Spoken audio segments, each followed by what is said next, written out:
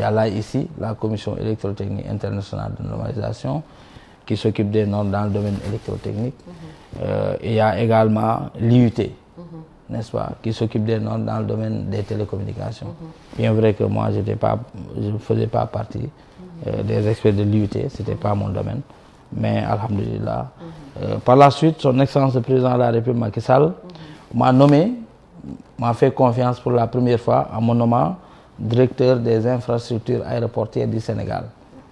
N'est-ce pas? Et j'ai conduit un ambitieux programme, le programme PRAS, le programme de reconstruction des aéroports du Sénégal, qui avait 2 phases. La première phase, ça consistait à reconstruire les aéroports de Saint-Louis, de Matam, de Ziguinchor, de Tambacounda et de Kédougou, pour un montant de 150 millions d'euros, 100 milliards, en partenariat avec les Tchèques Transcon Electronic Systems.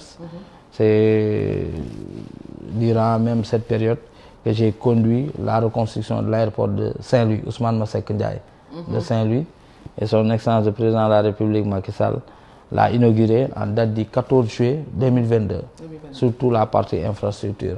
Actuellement, il y a ce qu'on appelle les calibrages des équipements d'aide à la navigation aérienne, la mise en service.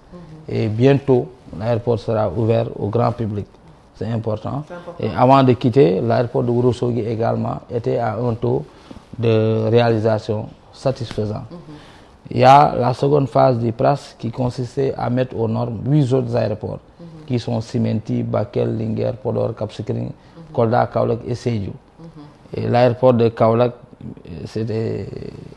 les travaux étaient confiés aux forces armées, mais moi j'y allais pour voir la conformité des travaux au nom de l'OACI, de l'Organisation de l'aviation civile internationale, n'est-ce pas?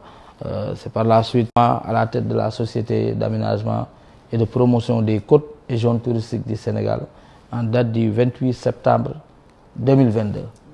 Et je vous accueille aujourd'hui au niveau de la SAPCO Sénégal. Ce qui est tout à notre honneur, notre plaisir, parce que comme je vous disais tout à l'heure, ce n'est pas un hasard. Le Gala Night n'est pas un hasard, c'est pour montrer que le génie africain est là depuis longtemps et il est encore là, et dans la jeunesse africaine. Et aujourd'hui, nous avons la chance d'avoir l'élite et le gouvernement, les États du Sénégal qui font confiance à ces gens-là, ces génies qui représentent le Sénégal un peu partout et dans son excellence.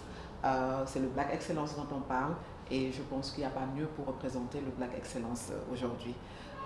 Dans sa jeunesse, dans son cursus et vous avez bien vu le côté technique, la maîtrise du savoir-faire, c'est ici que ça se passe au Sénégal. On parle de l'émergence africaine, c'est ici que ça se passe au Sénégal, vraiment. Et c'est pas pour rien qu'on lui a donné les codes.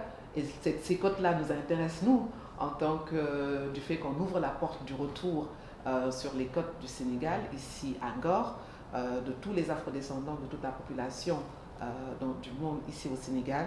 Et avec la SAPCO qui nous accueille, nos partenaires, on parle aujourd'hui du Yexina Village et on se fera un plaisir durant la caravane touristique de faire des stops pour montrer le beau travail et la beauté du Sénégal surtout. La beauté parce que quand même le président vous a honoré de beaucoup de travail, c'est vrai, il vous a donné beaucoup de travail à faire sur les côtes, mais nos côtes sont belles aussi. Effectivement, nos côtes sont belles. Auparavant, la SAPCO, c'était la société d'aménagement de la petite côte uniquement, n'est-ce pas? Mais depuis 2004, l'État a élargi nos compétences au niveau national. Et c'est devenu société d'aménagement et de promotion des côtes. Il y a la petite côte, il y a la grande côte, mais les zones d'intérêt touristique du Sénégal.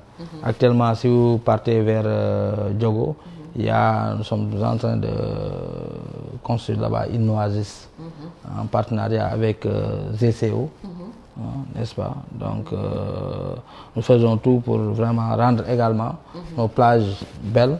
Actuellement, nous avons commandé des matériels et des engins de dernière génération, vraiment, pour pouvoir faire les travaux conformément aux recommandations de son Excellence le Président de la République Macky Sall lors du Conseil des ministres du 19 octobre 2022, un jour après ma prise de service. Donc j'ai vu qu'il nous avait demandé non seulement de continuer les aménagements sur la petite côte, dans le delta du Saloum, en Casamance, mais également de tout faire pour sauvegarder nos plages. Donc c'était une sorte de feuille de route. Et nous sommes en train de tout faire pour réaliser ces travaux.